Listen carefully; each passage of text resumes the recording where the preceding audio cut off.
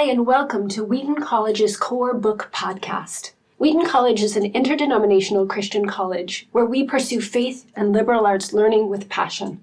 Core Book is Wheaton's community reading program associated with our Christ at the Core curriculum.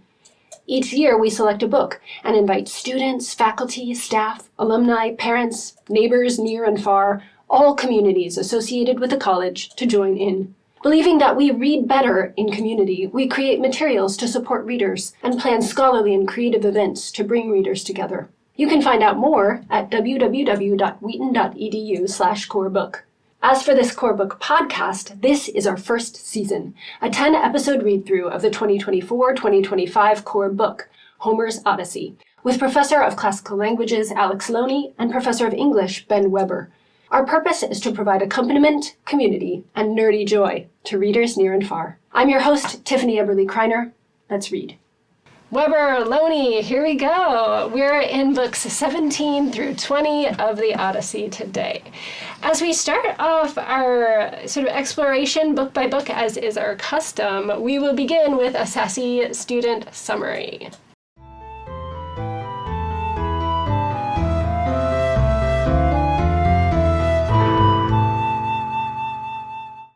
Book 17 begins with Penelope, the grieving wife, asking Telemachus what he's learned about her husband's whereabouts. But because apparently no one in his family learned that honesty is the best policy, Telemachus proceeds to just completely lie to his poor mother and tell her that her husband is in fact lost forever and will never, ever, ever make it back to Ithaca. Then we cut to Odysseus, who is very much in Ithaca, wandering around town with the swineherd, still pretending to be some beggar. Unfortunately, the two men run into the not-so-friendly goat herd, who proceeds to make fun of Odysseus, which is just a big no-no. So, naturally, Odysseus daydreams about beating the goat lover to death with his cane, yanking his ears, and then bashing his head into the ground. Just the usual. Anywho, after that, Odysseus and the swineherd finally make it to the palace where Odysseus' dog recognizes him, and because he's a big ol' softy, Odysseus sheds a tear, and then, for some reason, is like, "What a strange dog that I have definitely never seen before in my entire life. Shoo shoo, pup pup." But the dog just dies. He just drops dead. Probably because his dumb master disowned him and gave him a broken heart. Moving on though, after finally coming into the palace and being verbally abused by the suitors, plot twist, another beggar shows up named Iris. Well, Iris is all like, "This town ain't big enough for the both of us beggars." And then Odysseus is like, actually it very much is big enough. We're literally standing in a palace right now. And Iris is like, that's it, and decides to fight Odysseus, which was quite the unfortunate decision on his part because Odysseus proceeds to beat the living daylights out of him. Yet, despite his very terrifying display of aggression and torment, both the maidservants and suitors keep making fun of Odysseus, which seems to be a theme at this point. One person even calls him Baldhead, which just a low blow in my opinion. Then later, Odysseus' old nurse is washing his feet and realizes his identity when she sees some scar on his foot he got in a boar hunting accident of all things, and gets ready to tell everyone that the long-lost hero of Ithaca, who's been missing for literally 10 years and whose return would literally solve everyone's problem, is back. Until Odysseus is like, "If you tell anyone, I will literally kill you." So, needless to say, she keeps her mouth shut. Then some random guy throws, of all things, an ox foot at Odysseus, and thus ends book 20.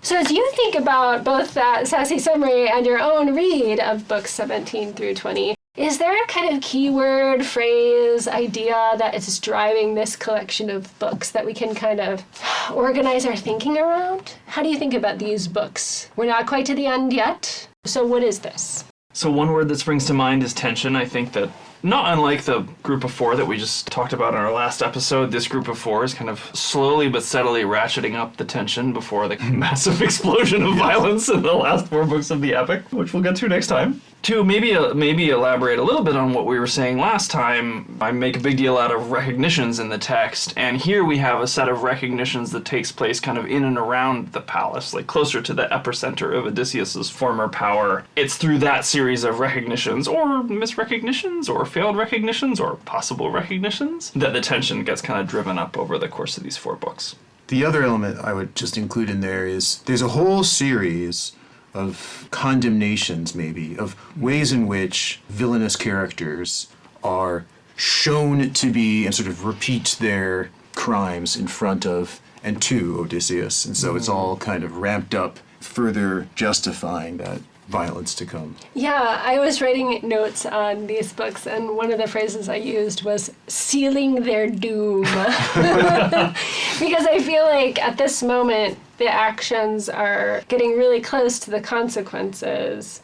And so on the one hand, we sort of see revelation after revelation of that bad behavior that will result in the consequences. And yet, I couldn't help but think the ways that the gods are playing into this part too. Who's in charge of this? Well, they are. There are terrible people doing terrible things, but there's also pretty strong divine involvement in the doom sealing. And so I had my little theology antennae up, and they were sort of making their beeping sounds when I would come across Athena's sealing of this or doing that. Yeah, well, and the omens keep coming thick and fast in this. So, it makes sense for an ominous section of the story that we should get a lot of omens. Maybe one other thing that I was thinking about to overview these 4 books is how important and powerful scheming is in this book. We started to hear Odysseus and Telemachus making plans in the last book.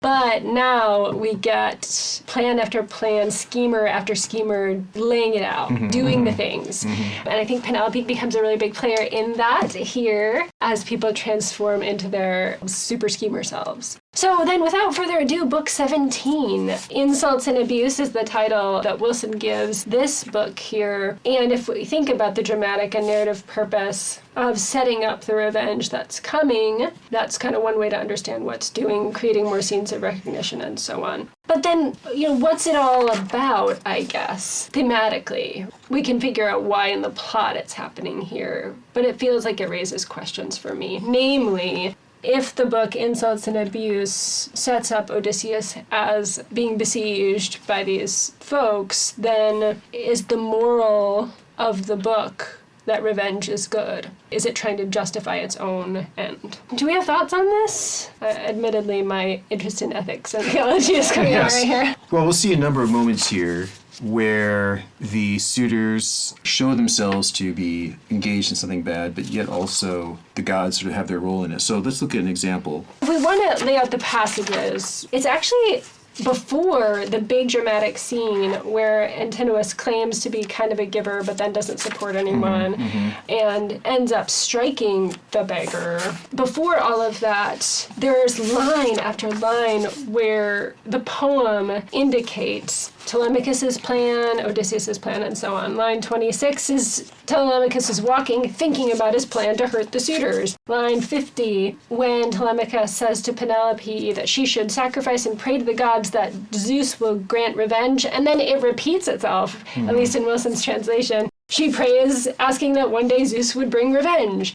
So you've got the text setting itself up again when Telemachus says to Piraeus, if I kill them, planting doom among them, bring me the gifts that Menelaus had given me before, and so on. It's all being set up, line, line, line, line, line, and especially with that epic simile in line 127. Right, this is Telemachus reporting what he heard in his travels, and Menelaus gives him this kind of prediction, let's say. It's funny that Menelaus speaks in epic similes. I mean, it makes sense, but...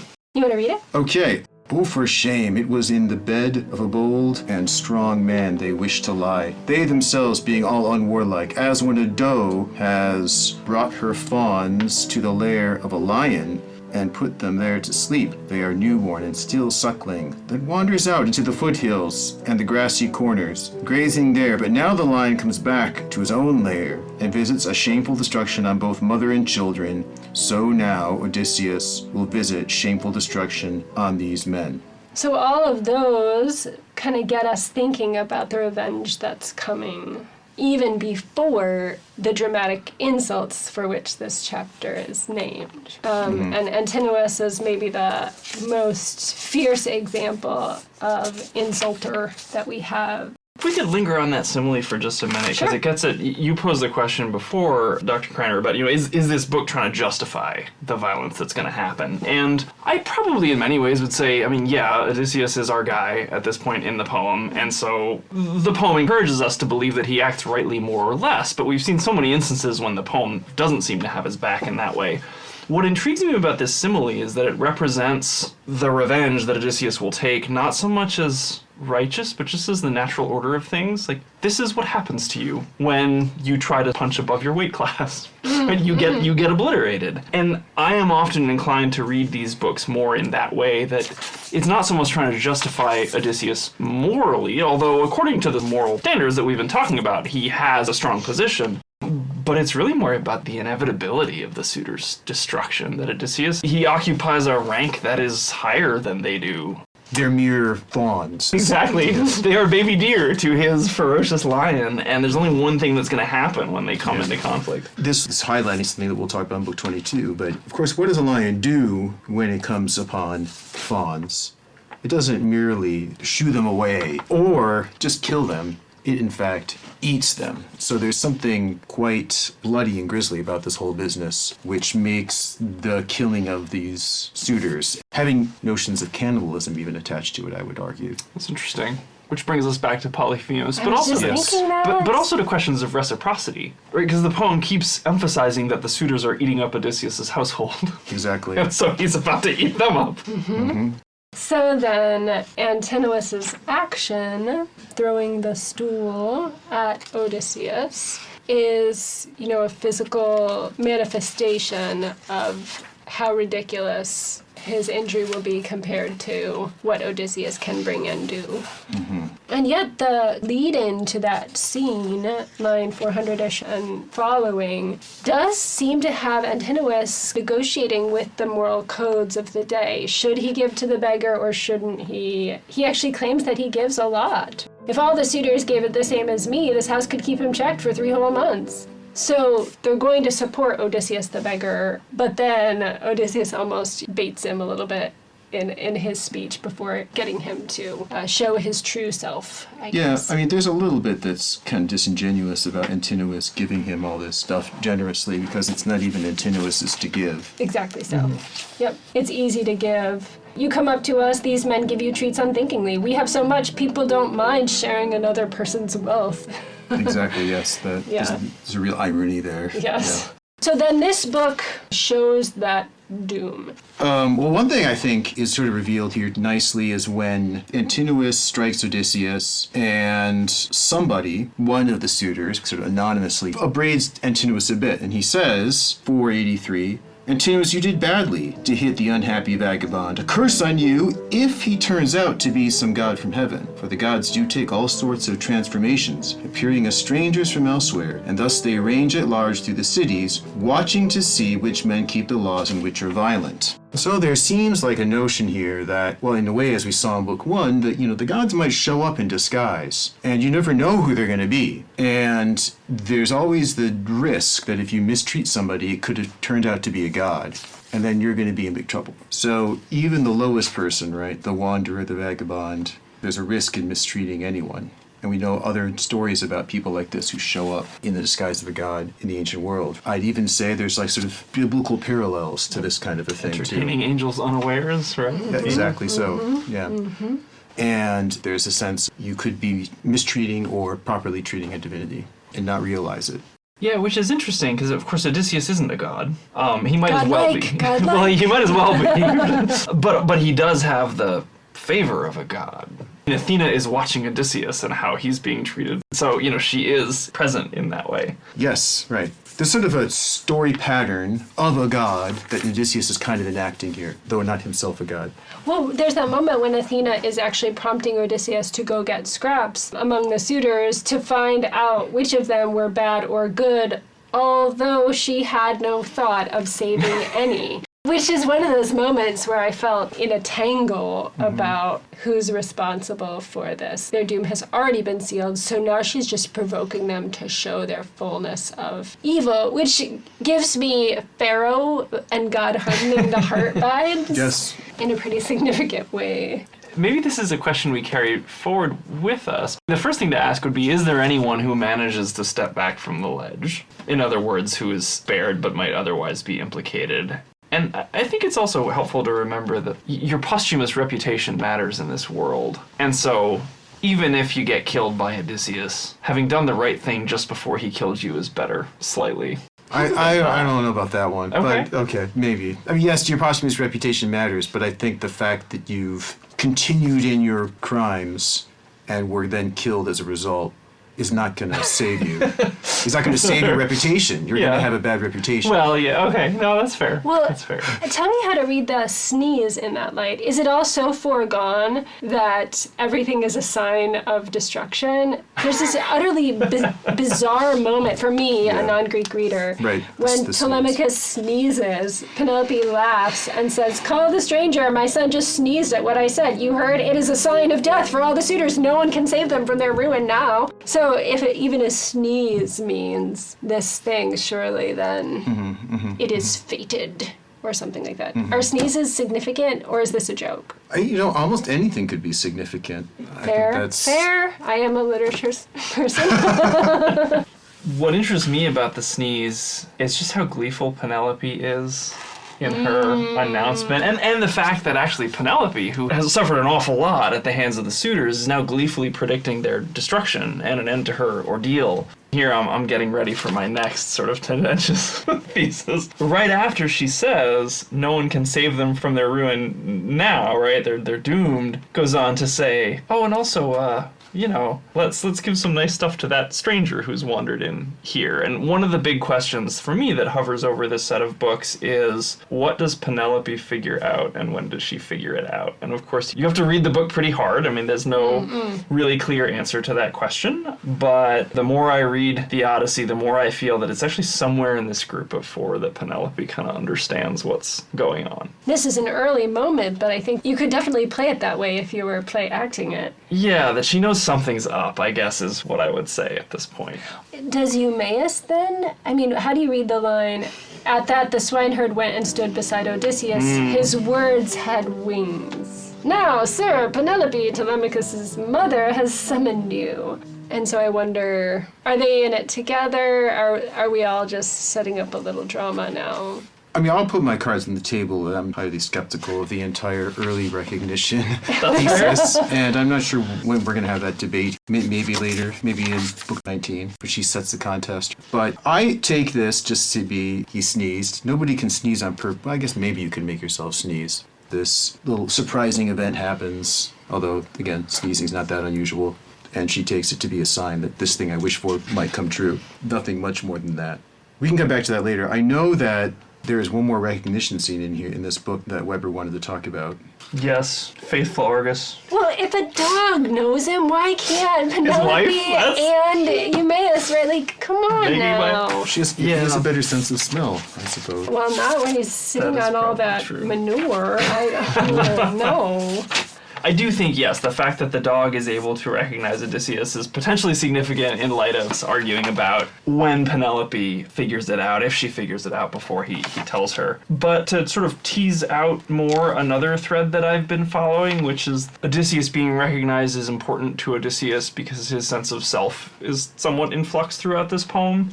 I think just the very kind of simple and faithful love of the dog, the fact that it recognizes him, is actually really important to him at this moment in the poem. And he cries, right? Like, he sees what happened, and he sort of silently sheds a tear for the dog. And in some respects, I think the poem tells us specifically that Odysseus trained Argus before he left, but he wasn't able to use him as a hunting dog, that the training was in vain. And so there is that sense of what might have been or what was wasted by Odysseus's ordeal that's present in the story of the dog as well. So to me, that episode is also really important just for the possible sort of help it gives to Odysseus in working his way back into understanding kind of who he is on Ithaca. He's also able to control himself really easily at this point, and his emotions especially. He cries, but it's not the same as the crying for home or the crying during the storytelling at times. He hides his tears easily, Wilson says, and comments then on the dog. So he's steeled, He's able to be strong for what needs to be done. I mean, the dog part is so moving for his low condition. The dog doesn't even get to be sort of loved on and snuggled over the rainbow bridge, as they say. But he is lying in manure, and then Black Death takes hold of him. So there's this kind of low estate for the dog who has waited so faithfully. And at the same moment in that conversation, Eumaeus interprets the dog. Now he's in a bad condition with his master gone, long dead. The women fail to care for him. Slaves do not want to do their proper work when masters are not watching them. Zeus halves our value on the day that makes us slaves. And this was a hunting dog that didn't hunt. This was a marvelous, amazing creature that did not get to do what it was for because his master was away. Now, that parallel between enslaved persons and hunting dogs is awful in so many ways. The thinking of the value of persons in their use or in terms of the labor that they do. How do we understand that now as we think about these lines commenting on the hierarchy or the social order here? Is it just trying to say, well, a well-ordered household has to be this way or nothing gets done? Or is there some kind of critique of slavery here? How do we understand this parallel and Eumaeus' interpretation of the dog? Do you think there's a critique of slavery in here? It seems like Eumaeus is justifying the natural order that he sees with Odysseus at the head. If Odysseus was back, he would be a good master.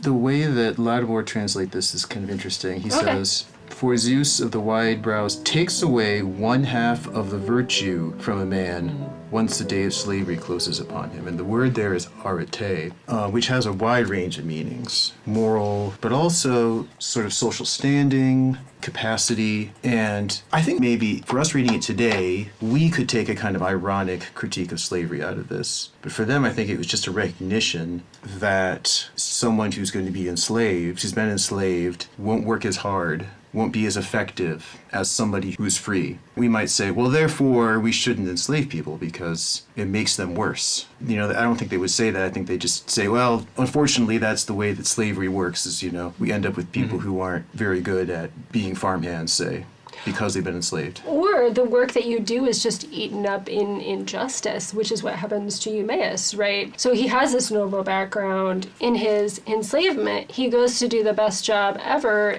that he can as this swineherd, and it just gets eaten up by the suitors. So the way of things, whatever the gods are doing to make this story go ahead, make it so that even the work he does, right, like even if he's trying, can't accomplish what he might have been able to do. He sleeps with them. He sleeps with the pigs because he's so good. I mean, I do think that maybe, perhaps it's controversial to say, put it this way, but I think that in the Odyssey you might get inklings, a possibility of a kind of properly ordered social world in which folks are slaves. So that might sound a little radical to put it that way, but if you think about what, among other things, is it that the Christian is called to be a slave to Christ. Paul calls himself a doulos, a slave of Christ. Yep. And there's no mortal human master who would ever function this way. There's no mortal kurios, the Greek word for master, who would actually organize the world in such a way that it would be for one's best to be serving that person.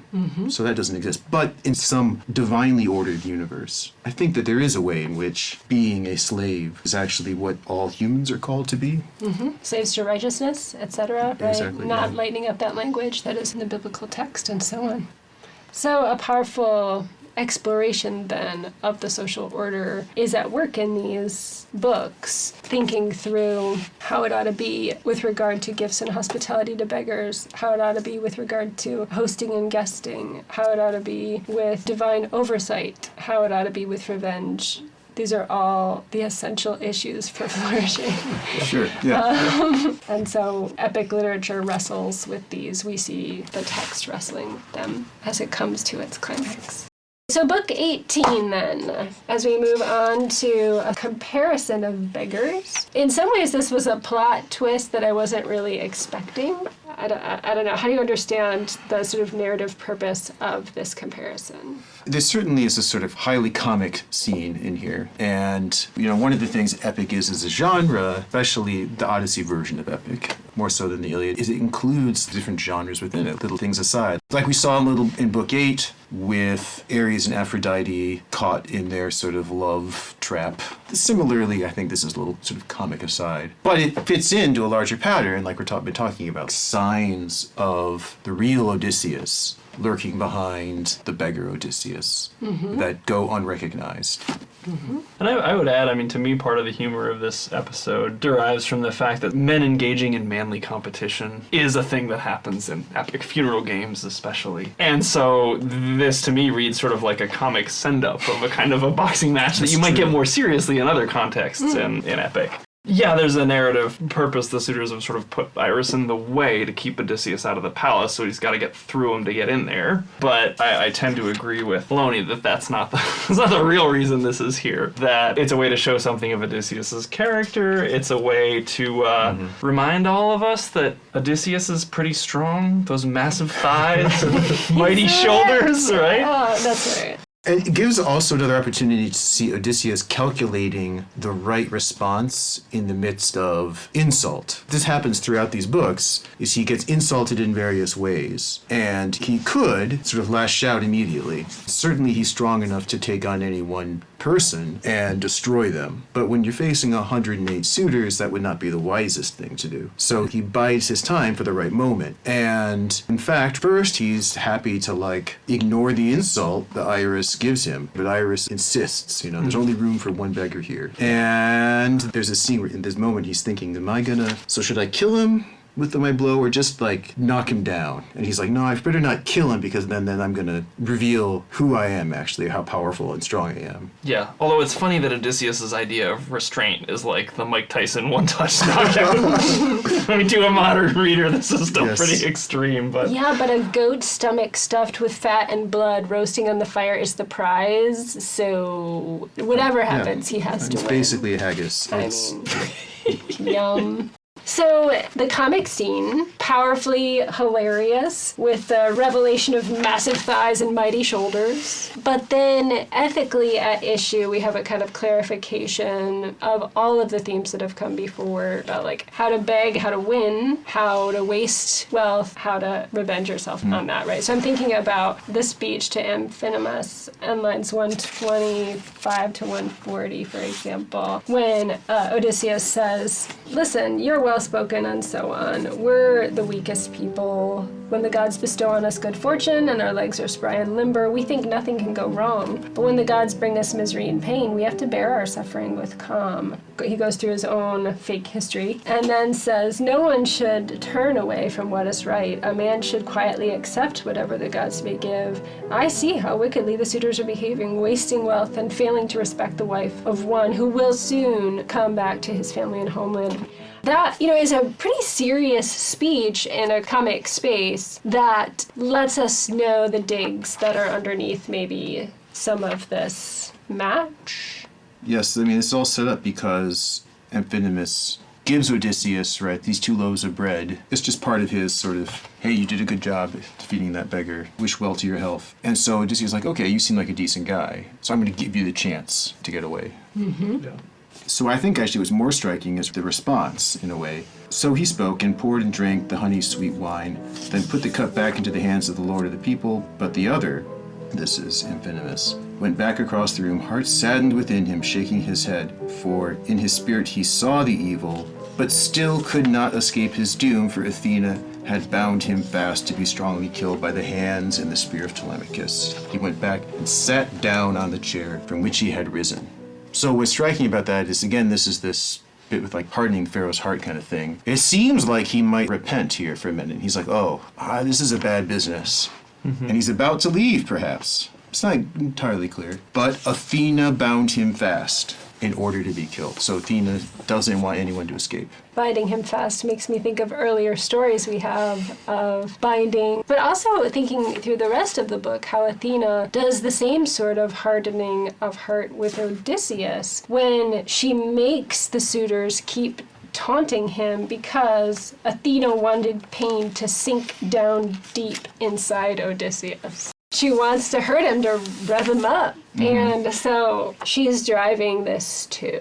That kind of double causation we've been talking about. Yeah, I think that with passages like this, it does always help me to remember that double causation is genuinely double, because it can be very easy to read something like this and say, oh, it's just all up to the gods, right? It's purely a matter of fate and human behavior doesn't matter. And I think, well, Athena definitely has. She's working hard here. And in some ways, it does seem like her will is incontrovertible, at least by mortals. Although we've seen plenty of examples of the gods having to broker deals when their wills are opposed. But that moral choice remains important. But I think you're right, Lonnie, the passage is pretty cryptic because it's so short. Was he about to leave? Did he really repent? Like, we don't have answers to those and we don't know what it means to say Yeah. she bound him. What does it mean? Obviously, she didn't literally take a rope and tie him to his seat. That's not what it means. It's something like she caused it to be the case that he would go and stay at the feast. But did she cause him to, of his own will, do that, right? Did she help affect his thinking and his will so that he chose that for himself?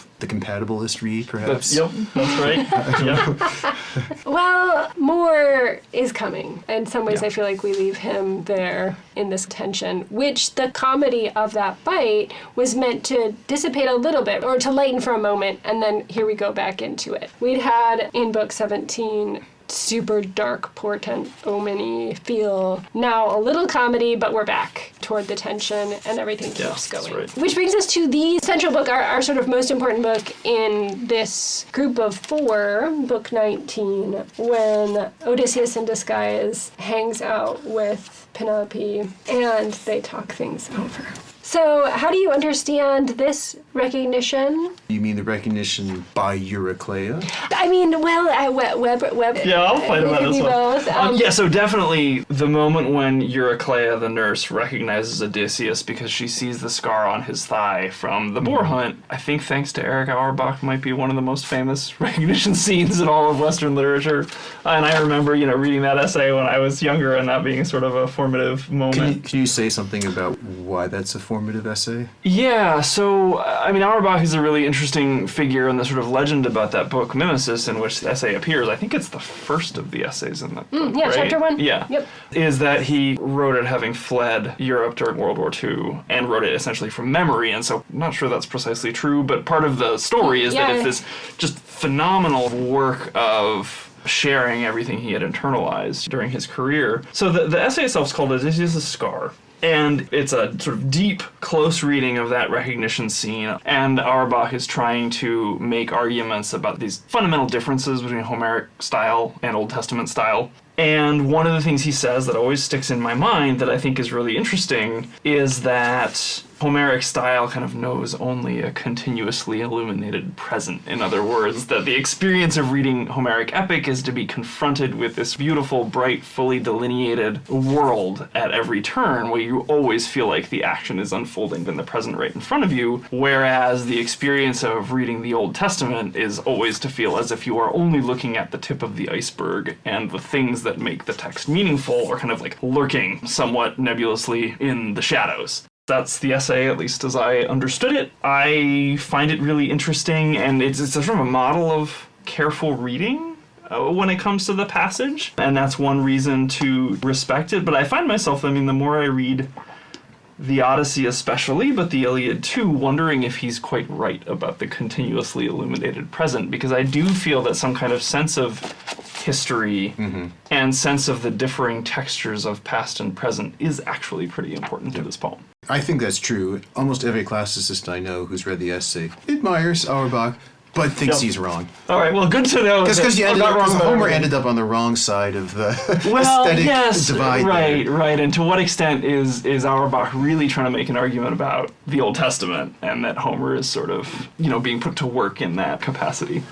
So I guess my question is, we have this scene of the scar being the agent of recognition. It's really powerful and interesting, dramatic, lovely moment, but it's in the middle of a book where the whole scene with Penelope should be the biggest deal, right?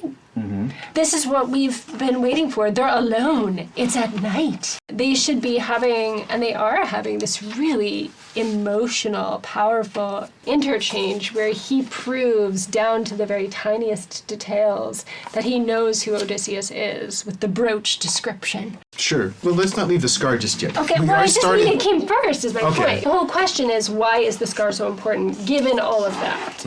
So I would toss out first that, Penelope does set this whole thing up. She does say, hey, there is this sensible old woman who brought up my husband. She first took him in her arms from his own mother as a newborn child. She's quite weak, but she can wash your feet. Get up now, Eurycleia, wash your master's age mate, right around line 355. So Penelope is implicated in this whole thing, even though it is really about Eurycleia, Odysseus, and Odysseus' past. So that's the first thing I would say, and we can come back to that later. But yeah, why is the scar important? I guess my answer to that question would be that the naming scene, the scene when Autolycus names Odysseus, is probably the most important part of this kind of twofold recollection, right? There's the part of the recollection that deals with Odysseus' naming as a baby, and then there's the part of it that deals with the Boarhunt where he actually gets the scar. His grandfather Autolycus is involved with both of them, but I would sort of put the emphasis on the naming scene. So let me maybe read this quickly and Go for it. let you all talk about it. So Autolycus has traveled to Ithaca to see his daughter's son. And then Eurycleia puts the child on his lap and says, and now I'll pick up and read from Wilson's translation, "Now name your grandson, this much-wanted baby boy." He, Autolycus, told the parents, "Name him this. I am disliked by many all across the world, and I dislike them back. So name the child Odysseus, and when he is a man, let him come to his mother's people's house by Mount Parnassus. I will give him treasure and send him home rejoicing." The translation obscures a little bit the fact that, Lonnie, I think your commentary here is really important, that what Wilson translates as disliked by many and I dislike him back is sort of captured in the Greek by this single participle Odussomai. Notice the similarity to his name. Odussomai is the participle, which is in what's called the middle voice, which has a range of meanings, either active or passive, and that ambiguity is captured in this idea that he perhaps is, as Wilson translates it, dislikes other people and is disliked by them. Although maybe it's a bit stronger. Maybe it's a bit more like is hated by others and hates them back, or even perhaps causes pain to and receives pain from.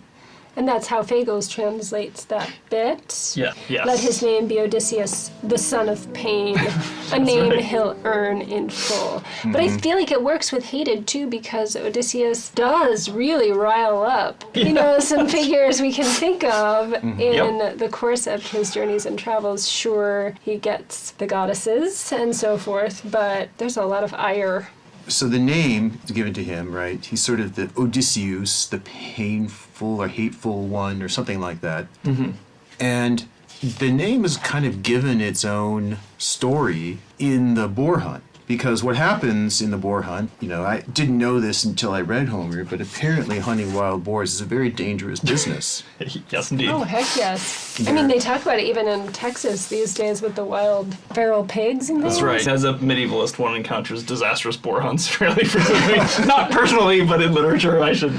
Yeah, so you got this large animal charging at you with these big tusks, and it can do some serious damage. And the way that Odysseus, as a youth, manages to kill it is striking. So this is at lines 447, as they set up this sort of ambush. Notice it's an ambush, it's kind of a trap, right? The first of all was Odysseus, who swept in holding high in his heavy hand the long spear and furious to stab. But too quick for him, the boar drove over the knee, and with his tusk gashed much of the flesh, tearing sidewise, and did not reach the bone of the man. Now Odysseus stabbed at him and hit him in the right shoulder, and straight on through him past the point of the shining spearhead. He screamed and dropped into the dust, and the life spirit flittered from him. It's kind of an epic death for a boar. That's right. Yep. Which is fitting because it sort of is a bit of a foreshadowing of what's going to happen in, say, Book 22 when the suitors die, too. Now, what's also interesting is, of course, actually the language of stabbing is a further etymological pun here. Odysseus, it says, he was furious to stab. The word there is utomini. And when Odysseus did stab him, so Odysseus stabbed at him, in 452, the verb is utesa. So very similar to this verb hatred is this verb of stabbing and wounding. And so there's a striking sense in which this wounding element is part of Odysseus' name as well. Furthermore, I always thought this striking about the scene is the way in which it's not that Odysseus came out, attacked and killed this boar sort of harmlessly. That is, he went away unscathed.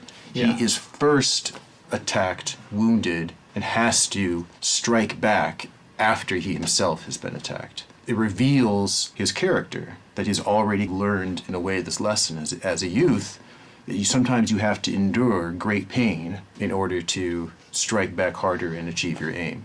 No, I think that's right. He's a good counterpuncher. And actually, if we sort of revisit so many of his exploits, you see that come out again. Even the fight with Iris, he takes a shot before he puts Iris down, right? It's not like this, it's not a serious one, but he gets punched in the shoulder, and then he hits Iris right on his jaw, knocks him down. That just seems to be the way he does business. Well, the stabbing of Polyphemus also has that same connection. Absolutely. He's got to be locked in a cave and lose several of his men before he's in a position And to... in fact, mere pages later here, at the beginning of book 20, he's sort of at a moment of doubt and hesitation, bucks himself up and reminds himself of that moment when he had to sit in the cave and wait after his companions died for his moment to attack the Cyclops. Yeah. And so then all these God-ordained rile-ups are part of that struggle too. Hit him first, so he'll hit back. Yeah, but to sort of maybe develop something that's been floating around in our conversation, one of the reasons I think that this whole scene is so deeply significant is that then the scar becomes this physical sign on his body that this is who he is, right? That this is his character. And for Euryclea to reveal the scar, for us to get all these stories at this moment, you know, to sort of maybe go back to Auerbach, is a way of... I think the poem sort of wrestling with the ways in which the past and our past experiences impinge upon the present and sort of constrain is not the right word, but sort of guide actions in the present. The poem is actually really interested in memory and experience, you know, how all those things inform the actions of a person in a particular situation. So in that way, talking this through, it feels like this boar scene helps me know Odysseus much better. In the middle of a scene in which we're expecting a recognition between Penelope and Odysseus. So we are allowed to excavate layer after layer down to the very words themselves what makes him go, namely punch him first and he'll punch back, like the trauma that has informed his becoming, all of those things, and to the sort of thing he'll do to keep his scheme going. I'm always horrified by what he does to Euryclea when he basically throttles grabs her. her, yeah. You know, you're wanting to have this touching scene, and he is not going to have it right now. Yeah. Which, for me, is actually an argument for why Penelope might know. Which is to say, like, she will start crying when he tells the story. She knows maybe that ain't no stranger gonna remember all the details of his outfit and so forth that she made herself. But what's gonna make it okay? She needs to weep a lot. She knows this, and she does. But she doesn't do much else. And the whole Euryclea is having this, oh my gosh, it's you! And she doesn't hear. That's ridiculous. All that to say, do we see Penelope as ideal matchmate for him now, performing her guts out in the role of her life for her life to a certain extent? As I said, I'm very sympathetic to that argument that the minute that bowl hits the floor, that Penelope set this up as a test because she suspected something, and the minute that bowl hits the floor, her hypothesis is confirmed. I have one more question I'd like to ask you. I had this dream. Right, so it's a very strange little scene, yes. Yeah. And so that's, I think, the strongest form of the argument that I would make is that this could be the moment of recognition. This is when Penelope knows that Odysseus is Odysseus, because, of course, she realized that when Euryclea washes his feet, she was going to be close enough to see the scar. And, I mean, if the boar ripped out a huge hunk of flesh, it's not... I for many, many years, I thought of this as sort of a tiny scar, but it can't possibly be a tiny scar. This is a massive thing. And just to add one more log to that fire that suggests Penelope knew all along, why would she tell so much of what she's been doing to the suitors to an absolute stranger? I miss Odysseus, my heart is melting. The suitors want to push me into marriage, but I spin schemes. Some god first prompted me to set my weaving in the hall and work along fine cloth. I guess to a certain extent it's out there with Telemachus and so on, but this business isn't that widely known, is it? Among the suitors, I guess. No, it's widely known. Because in book 2, as part of the public assembly, they talked about this whole scheme. Yeah, I'm just like, I'm a schemer, I spin schemes. Like, it just feels to me like a weird thing to say.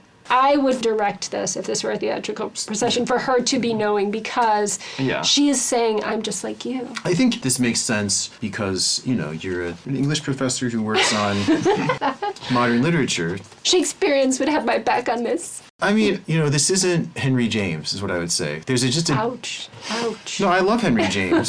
It's just different, is all I'm saying. Maybe this is a little bit of an Auerbachian read. I don't think that ancient audiences and poets worried a lot about trying to portray a deep psychology and get audiences or readers to sort of imagine the psychology without it being given to them. Rather, what they seemed to care more about was revelation of sort of ethical character and the opportunities for certain other kind of plot effects, like irony. So I think perhaps what motivates a lot of this is rather the opportunity for irony and a possible, let's say, allusion to other versions of a way that this could have gone. So it could have gone the way that Penelope was in on it the whole time. And I think that in book 24, the suitors in the underworld seem to think maybe she was in on it the whole time. I think they're mistaken there. But that's, too, a kind of version of how it could have gone differently. But I think you have to do a lot of subtle reading in order to come away convinced that she knew at this point. For instance, what do you make of the fact that this scene ends, and if we take it to be that she understands this is Odysseus,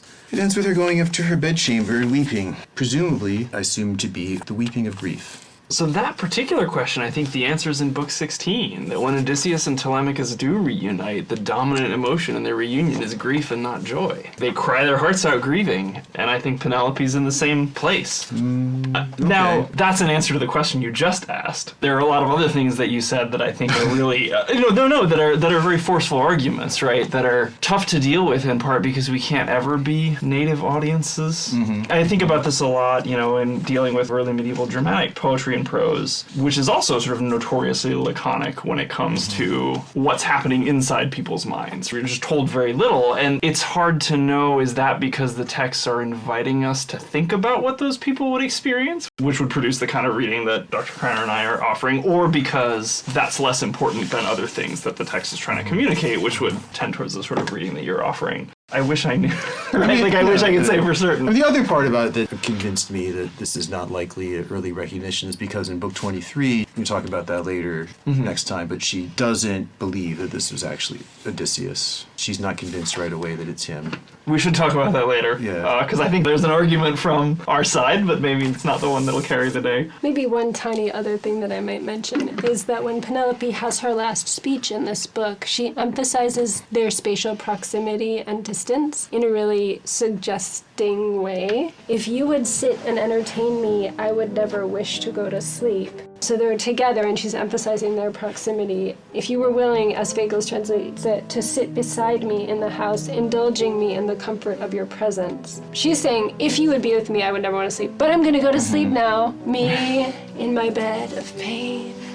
You on the floor, maybe, or if you want, Odysseus can make you a bed. Yeah. I mean, this is like foreshadowing and irony. I know, I love it. What I do. I think that's the most persuasive part of what you're saying, is that this is irony and that the audience is supposed to feel it thus.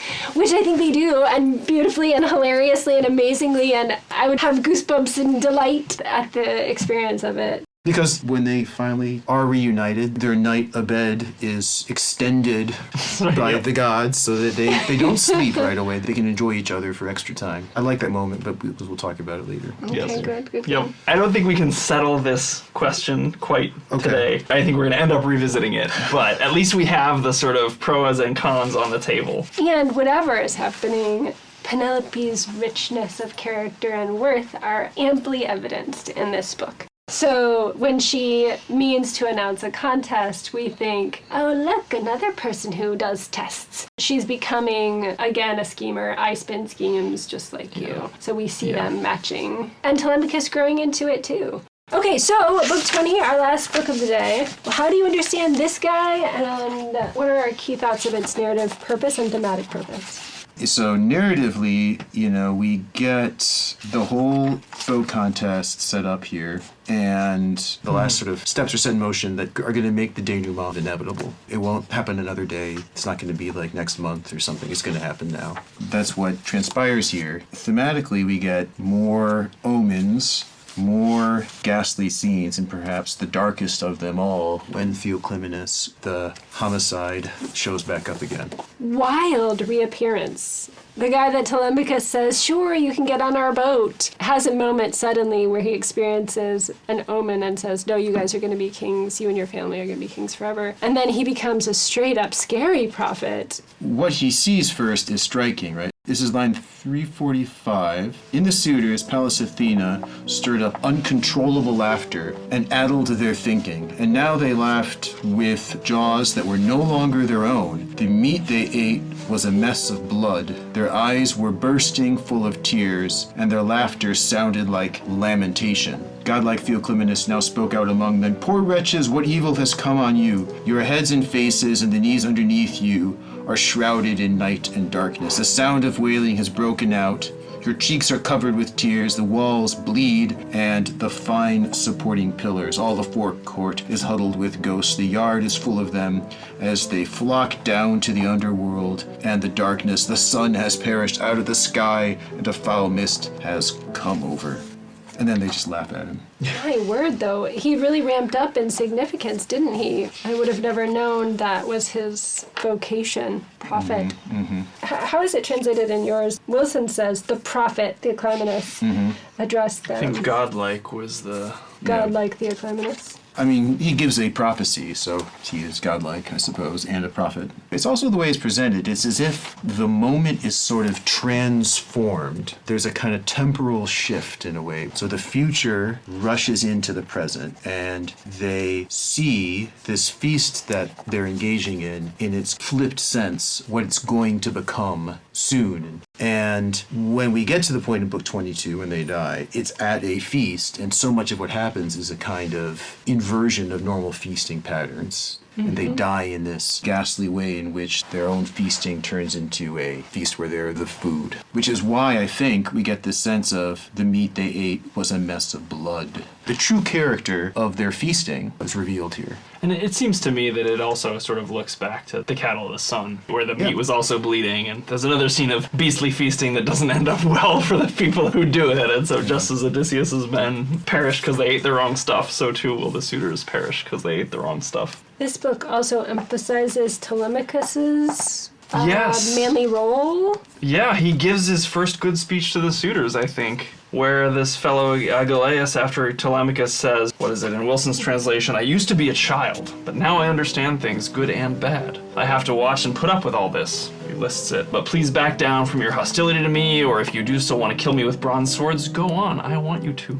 And then everybody's silent, and Agelaus says, my friends, his words are fair. Do not get angry or argue back with him. Really interesting. He's finally managed to shut the suitors off, I think, is the note that I wrote in the margin of my text. It's come a long way since, book one. How do you think this is better? Is it because he's more tempered in his emotions? The kind of kill me if you want to piece. I feel ambivalent about it. It doesn't seem that awesome rhetorically. But it does when I compare it to Book 2's talk. In Wilson's translation, there are a lot of exclamation points, right? Because he's just sort of out of control. This seems more measured. I would agree. I think it's more measured and maybe reveals a stronger sense of right and wrong and the proper responses. I mean, when he says, I understand things good and bad, he's laying claim to a storehouse of knowledge of the sorts of goods and evils the world has to offer, which he didn't really have before. And we've talked about that as something that also kind of defines Odysseus. And him acknowledging that seems like a powerful move. But I wonder, too, if we want to know why the speech is better rhetorically, that might be a question better adjudicated in the original language rather than in the translations, because it can sometimes be tough to tell So often what makes speeches good is the style in which they are delivered, the sort of polish or the rhythm or whatever, and that's difficult to tell from the translation, especially because Wilson has committed to a specific rhythm for the entire poem, which maybe evens out some of what's in the original. I haven't done that comparison with these two speeches, but it would be an interesting exercise. He's got this in book 2, I wish I could get my revenge on you, but here, I mean, the part you didn't read, Weber, is chilling. I would have thrust my sword right through your belly and your father would have held your funeral, not your wedding. That's chilling. Direct, no exclamation point. I mean, again, this is a translation, but... And I'll just beat that drum of foreshadowing because that's what will happen. Yes. They think they're going to have a marriage feast, and it turns out to be a funeral.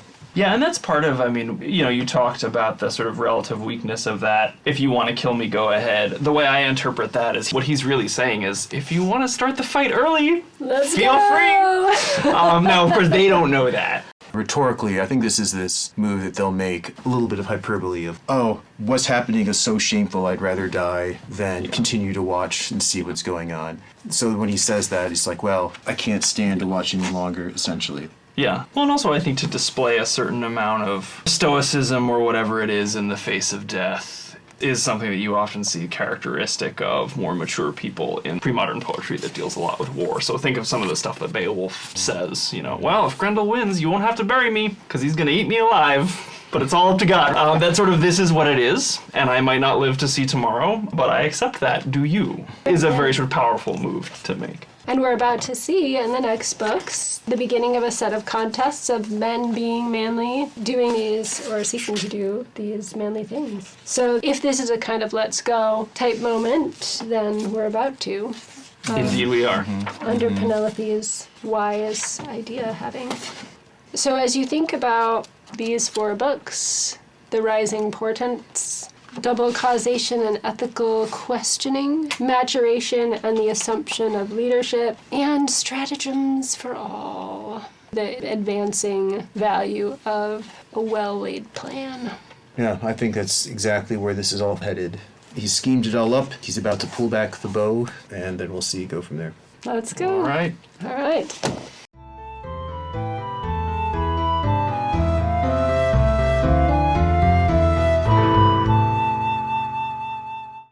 This is the time in our show where we share with you some of what we're hearing about how the Odyssey is showing up in culture. Remember, these aren't recommendations exactly, more gossipy cultural hearsay, and we'd love to hear from you, too, about what you're reading and seeing at core.studies@wheaton.edu. Hey, have you heard there's a middle grade novel retelling the Odyssey from the perspective of Odysseus' dog? It's true. It's called Argos by R.K. Hardy, and if you'd like to bark up that tree, click on the link in our show notes.